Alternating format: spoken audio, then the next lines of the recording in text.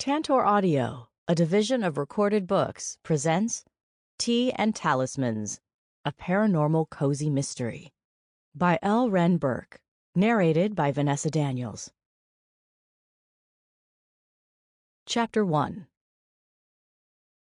Alara, put down the knife. No, I need to do this. My eyes burned, full of tears, but I knew I couldn't stop.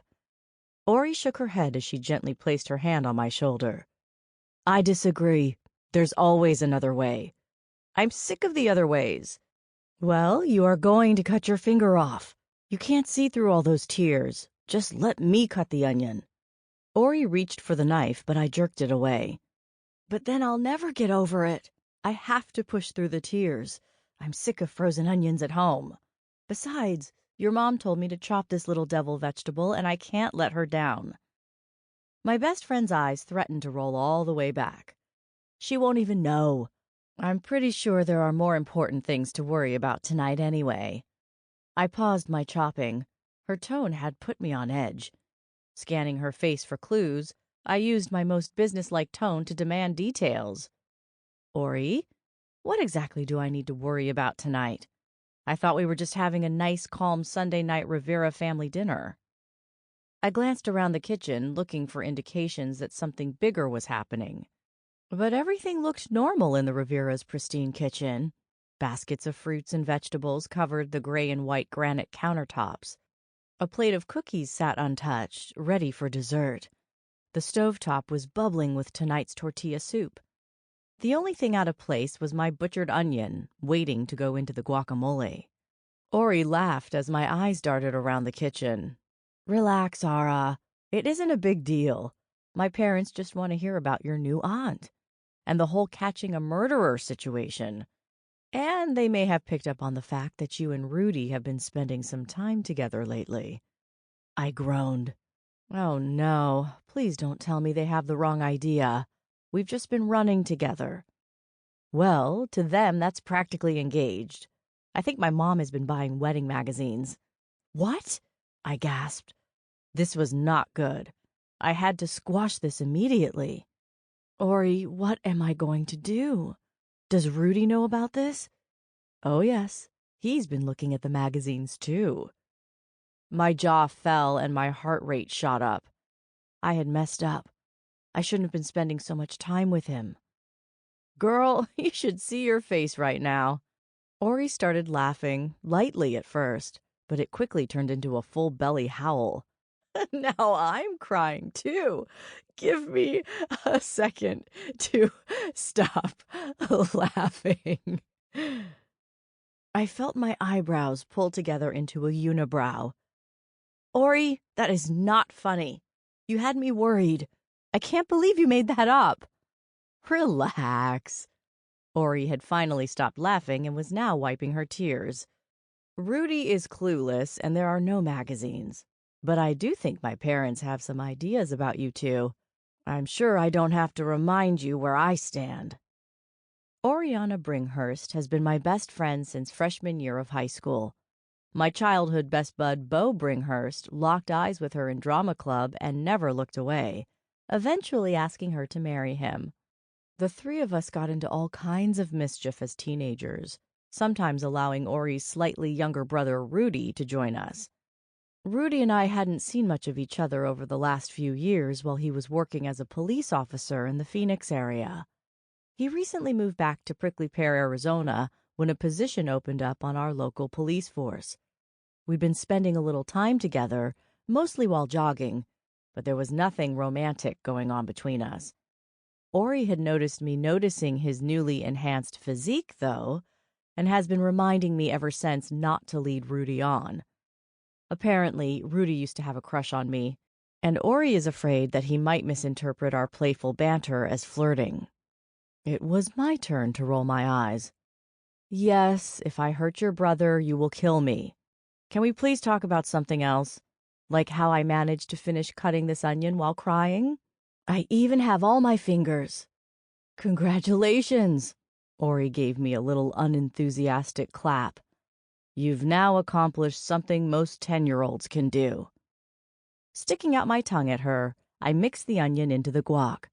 Just as I was about to grab a tortilla chip to sample my culinary achievement, Mrs. Rivera sashayed into the room, bringing a cloud of violets with her. I always loved her perfume. The Rivera's house was like a second home to me, and the violet scent that followed Mrs. Rivera around brought me instant comfort. Ori's mom threw open her arms. "There's my girls. Oh, and more importantly, there's the guac. The soup should be done, too." With a sweep of her body, Mrs. Rivera gestured toward the hallway. "Alara, can you bring the guac into the dining room? Ori, can you help me with the soup?"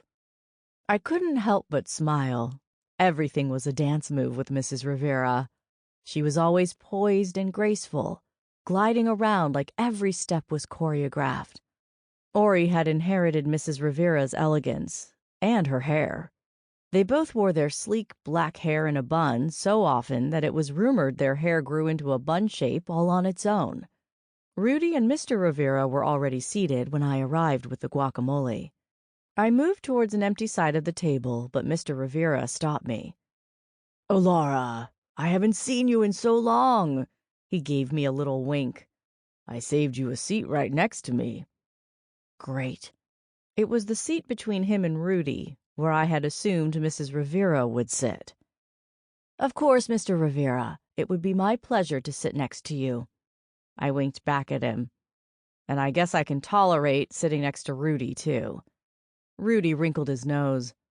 "I don't need your cooties next to me. I think I'll switch places with Ori." Mr. Rivera let out a deep guffaw.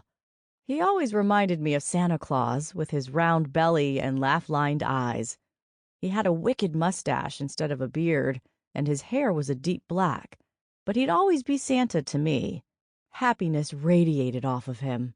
It was difficult to be in a bad mood around him. "You two are so funny. I missed your banter." Mr. Rivera's eyes moved between me and Rudy, assessing us. I felt my face start to redden, which was a common occurrence with my dreadfully pale skin. "I'm so glad you two are spending time together again. I hear quite a bit of time." I opened my mouth to set the record straight, but Mrs. Rivera and Ori walked in before I could get a word out. "Dinner is served," Mrs. Rivera declared as she set down the huge pot of soup. Ori distributed bowls to each of us, while Mrs. Rivera kissed her husband on both cheeks. Their affection was endearing. Over 30 years of marriage hadn't dampened their love, but instead fostered it into something most people only dream about. Mrs. Rivera focused a sharp look in my direction. I instantly felt like a teenager again. "Alara, make sure you eat 2 full bowls. I'll be watching. Ori tells me you haven't been eating much since the incident. You need your strength to recover. I'll force feed you if need be." While fixing Ori with a death glare, I replied, "Yes, Mrs. Rivera." I always drew out her name for dramatic effect when she treated me like a child. I secretly loved her mothering, though. Something about being adopted makes you cling to parental figures, even when your own parents are amazing.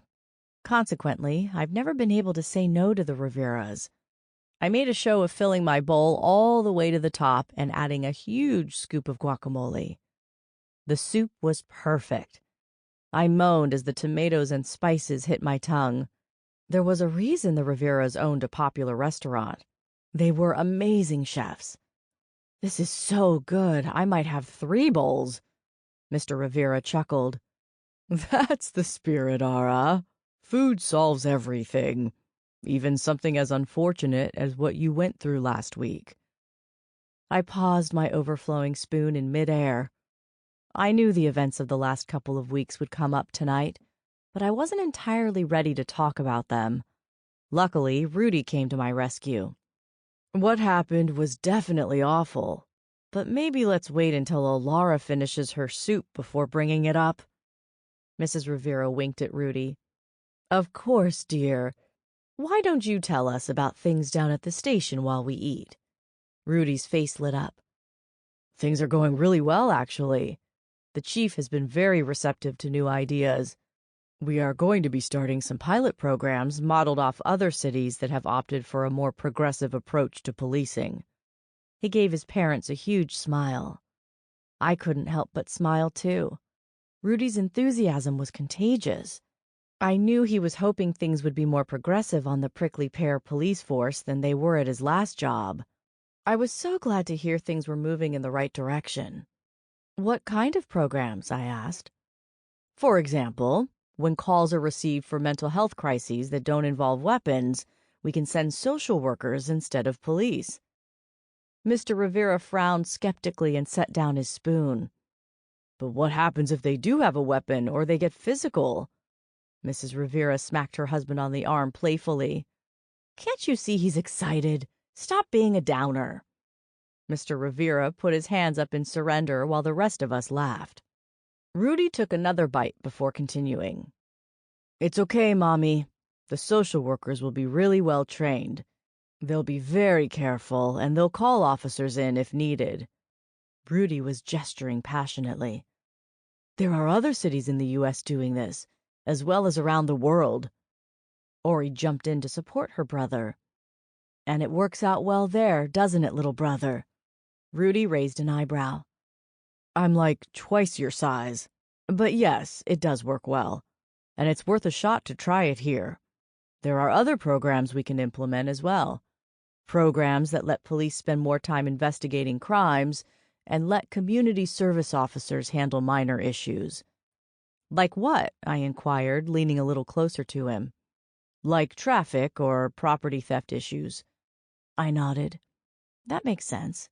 You probably don't need an officer to go out every time someone's My Little Pony bicycle is stolen.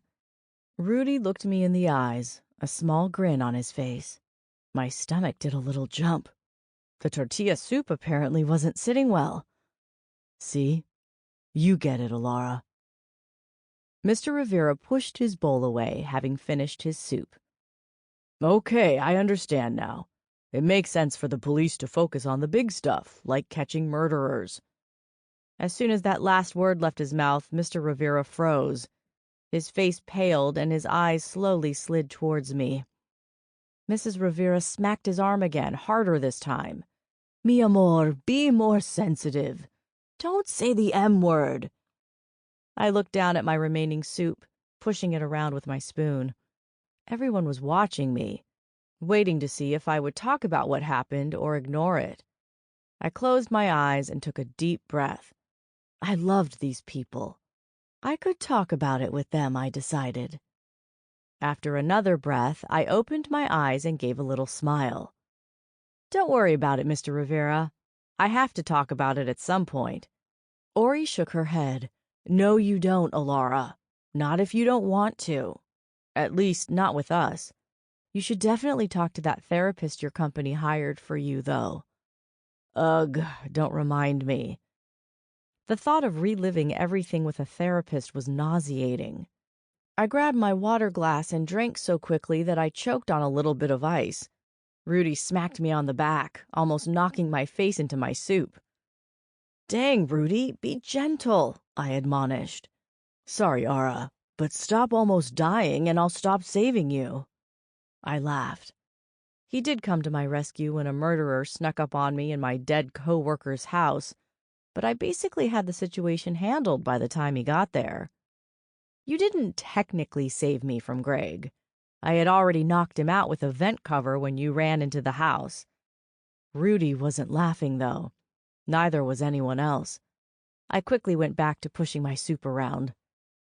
It isn't funny, Alara, Rudy said softly.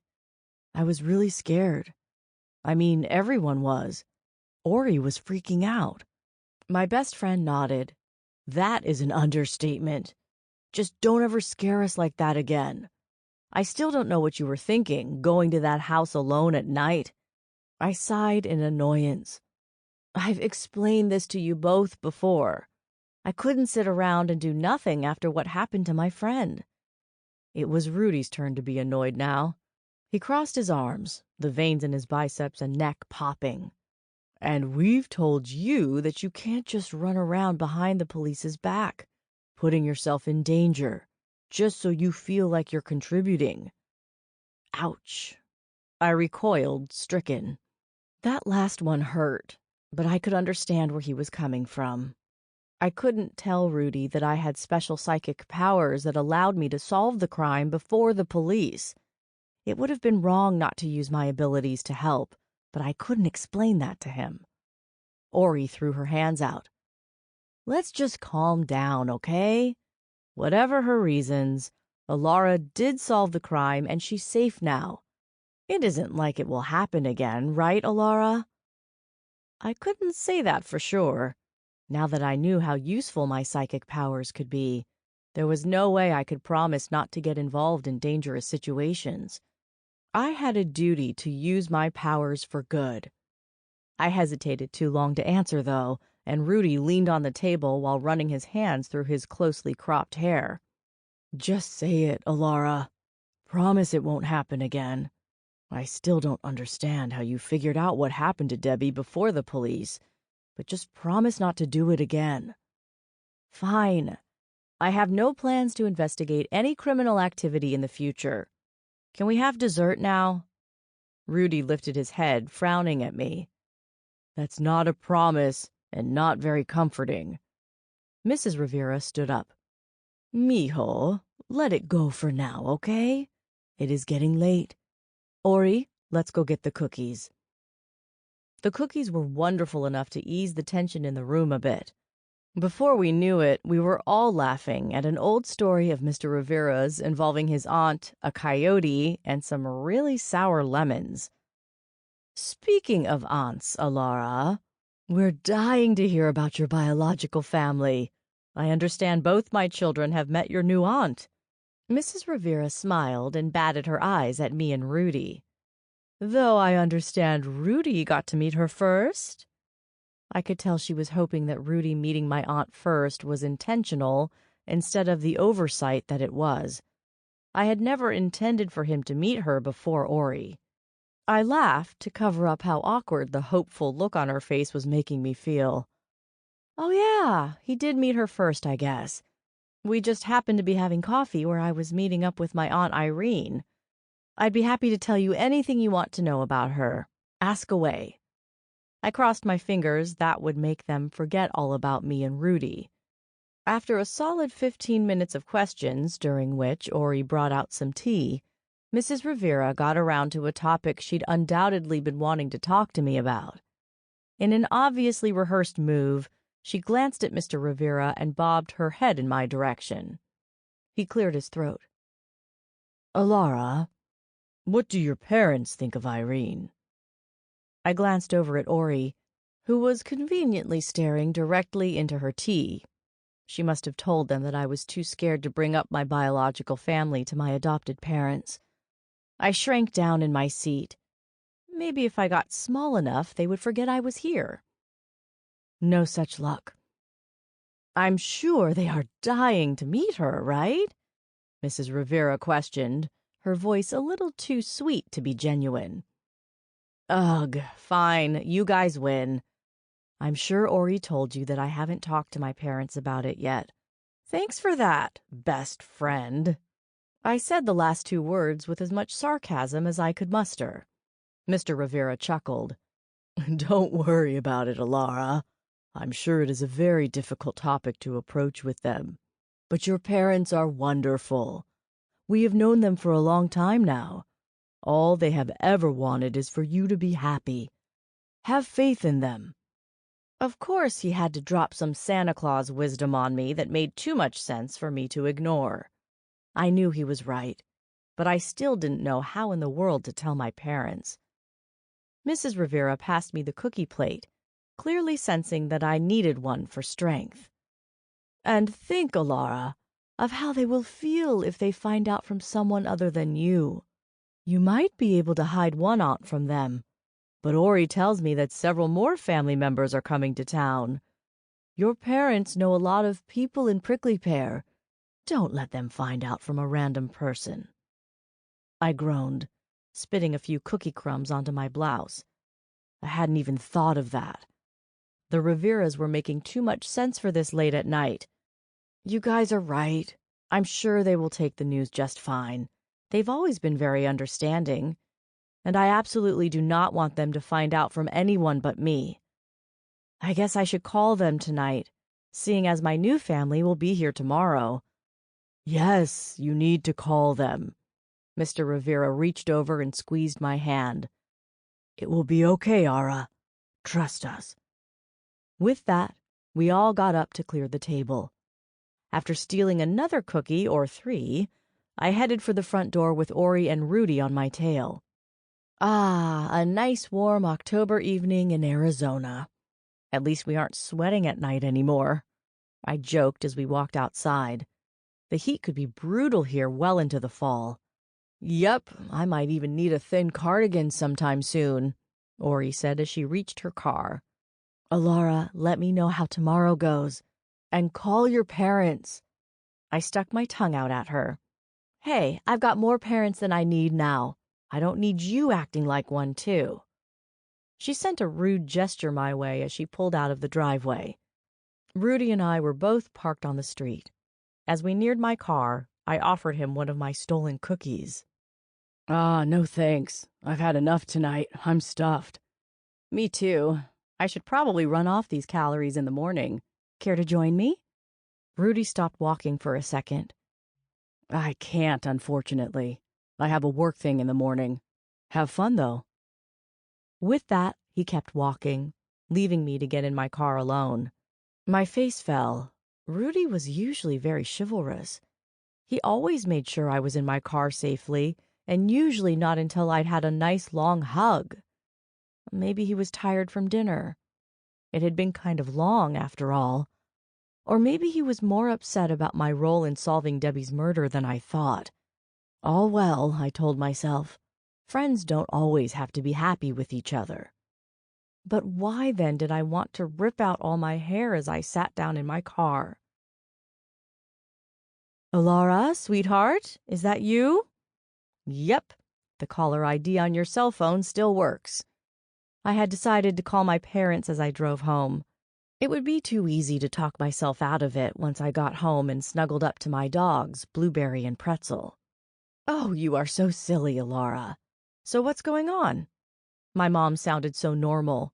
She had no idea that I was about to change her life forever. I hesitated. There was still time to back out.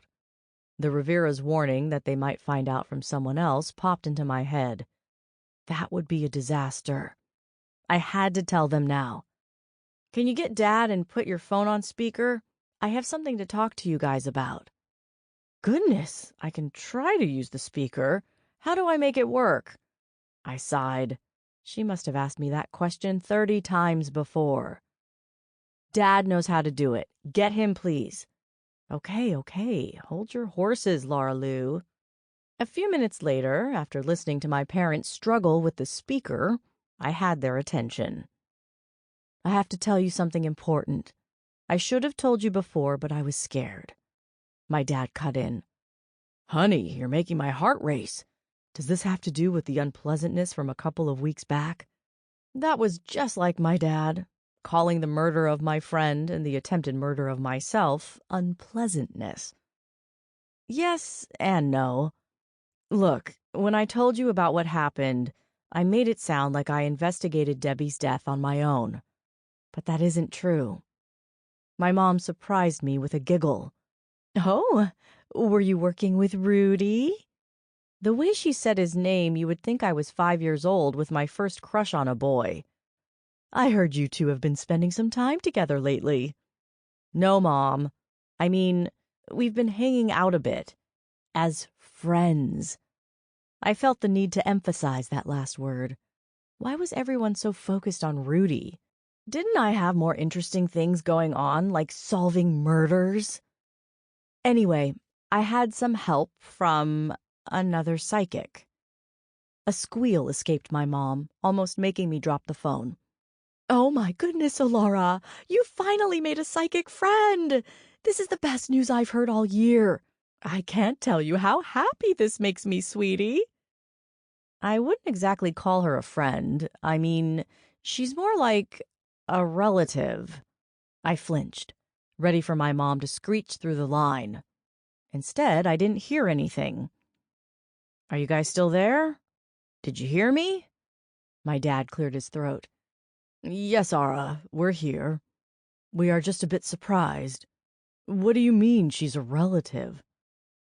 I took a deep breath and blew it out with as much force as I could muster, preparing myself to deliver the news. She's my biological aunt. More silence met my revelation. I kept quiet myself, unsure if I should push them or let them process my words. After a minute or two, during which I'm pretty sure my parents were staring at each other in disbelief with their jaws on the floor, my dad finally spoke again. That's quite a shock, Ara. We weren't expecting that. How did you... Well, what happened? I realized I hadn't been breathing. As I processed that my dad didn't sound mad, I let myself take another deep breath. She found me. She was looking for me for quite a while. It turns out that I have a rather large biological family. Well, cranky crocodiles, I didn't expect that. I always assumed you had little to no biological family. My mom sounded a bit more emotional than my dad, but she wasn't freaking out, thank goodness. If that's the case, why give you up for adoption? I mean, of course we are grateful they did, because you are the joy of our lives.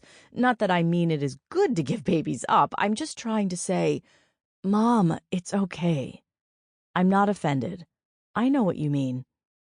The story behind my adoption is quite a shocker, actually. It involves a prophecy. Apparently, before I was born, I told them everything. All about the prophecy that said I would be more powerful than any of my family members before me, bringing conflict but also prosperity to the family. All about how it scared my family so badly that they gave me up for adoption, too afraid of the potential conflict to keep me.